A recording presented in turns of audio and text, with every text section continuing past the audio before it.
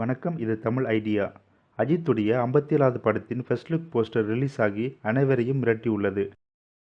இது உண்மைதானா இல்லை கிராபிக்ஸா என்ற அளவுக்கு அஜித்துடைய உடல் அமைந்து இருக்கின்றது. இது உண்மை என்றால் இவரை போற்ற வார்த்தையே இல்லை. அஜித்துக்கு எத்தனையோ ஆக்சிடென்ட், ஆபரேஷன் ஆகியுள்ளது. அதிலும் ஸ்பைனல் கார்டில் கூட ஆபரேஷன் நடந்துள்ளது. உண்மையிலேயே தலதான். போகான் மிக எதிர்பார்ப்புக்கிடையே வெளியான படம். அரவிந்த சுவாமி, ஜெயம் ரவி, ஹன்சிகா நடித்துள்ளனர். சற்றும் எதிர்பாராத கதைக்களம். அதாவது கூடு விட்டு கூடு பாயும் வித்தை. முதல் பாதியில் அரவிந்த சுவாமி வில்லனாகவும் ரவி நல்ல போலீஸாகவும் வருகின்றனர்.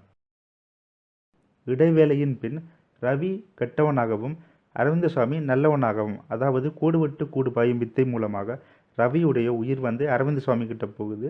அரவிந்த சாமியோட உயிர் வந்து ஜெயம் ரவி கிட்ட போகுது. ஹன்சிகா அவ்வப்போது கவர்ச்சிகரமாக வந்து போகிறார். பாடல்கள் பார்க்குற போல இருக்கு. அதிலும் செந்துரா பாடல் மிகவும் அருமை. தனி ஒருவன் படத்தில் அசத்திய ஜெயம் ரவி, அரவிந்த சுவாமி இப்படத்திலும் மிரட்டி உள்ளனர். இளைய தளபதி விஜயின் அடுத்த படம். அட்லி டைரக்ஷனில் விஜய் நடிக்கும் இப்படம் ஷூட்டிங் ஸ்டார்ட் ஆகி உள்ளது. பைரவா படம் நல்ல வெற்றி படமாக இருந்தாலும் மக்களை திருப்தி செய்யவில்லை. அதனால் விஜயின் அடுத்த படத்தை நம்பி இருக்கின்றனர் அவரின் ரசிகர்கள். 2 பார்ட் 2 படங்களில் நடிக்க வேண்டியுள்ளது ஜெயம் ரவிக்கு.